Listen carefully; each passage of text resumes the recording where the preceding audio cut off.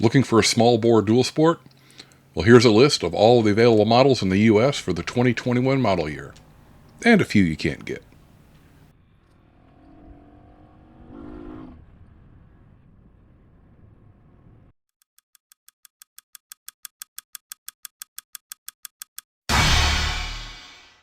I've broken this down into 4 categories.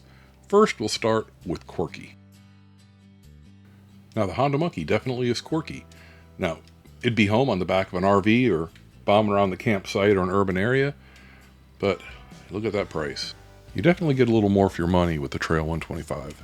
Retro styling, simple, but a bit pricey for a novelty. The T-Dub. Talk about a cult following. These bikes will go anywhere and bulletproof. Just Google them, you'd be impressed. People spend thousands modifying their Grom. This GPX is a turnkey mini adventure. Not bad for $2,000.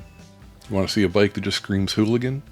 The Orion RXB 150 XL is a street legal pit bike. If you're looking for cheap fun, this is the ticket.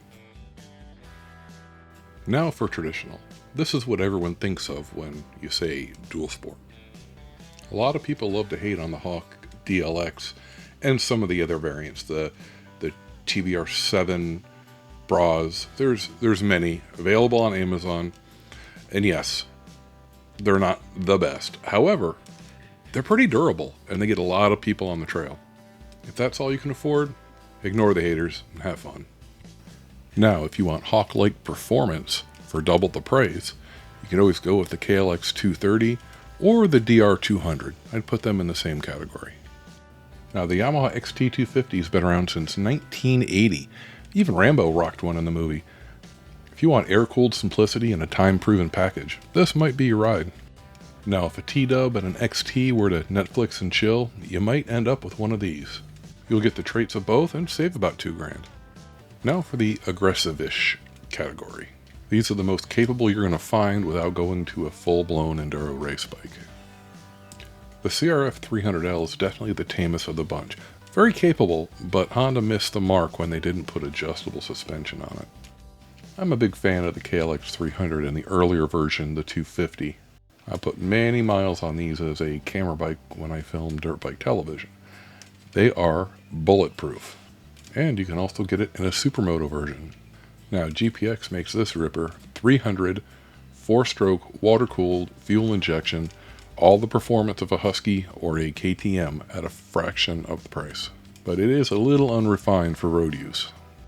Here's a tamer version. This has a 250cc air-cooled carbureted engine, but just as capable in the woods.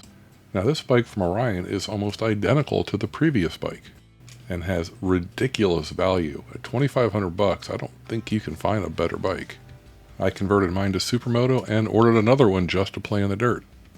Now, if you're vertically challenged, this bike is a ripper. It's got the same engine as the previous 2 bikes, but packed into a smaller frame, about the size of an 85cc motocross bike. Alright, here are the small adventure bikes, or piglets. Now, the Versys 300 makes a great commuter. It's a good light touring bike, capable of handling gravel roads and very light trails. And it uses the parallel twin 300 out of the Ninja, which is a very proven power plant. Now, the CSC RX3 also does about the same as the Versys does, just a little slower. The 250 single is known for being a bit buzzy on the road.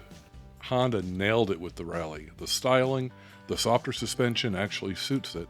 This by far is the most capable bike in this category. Okay, I know this is a little over the 300cc limit, but I had to include it in the list. If you want to be a Starbucks baller on a budget, this little GS is definitely for you. The reviews are pretty good, and it's definitely an option in the small adventure category. Now for bikes around the world that are not sold in the US. Honda, why do you not sell this 300 air-cooled simple adventure bike? This would be awesome for the Tat. And they make a 190. Come on, Honda. I wouldn't be surprised to see something similar to this sold in the US next year. I have no idea what this is, but I want one.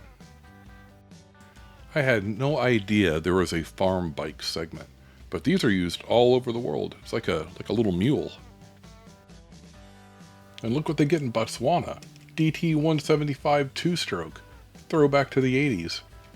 Regardless of my opinion, every bike on this list is durable and would provide a ton of fun. So just pick one.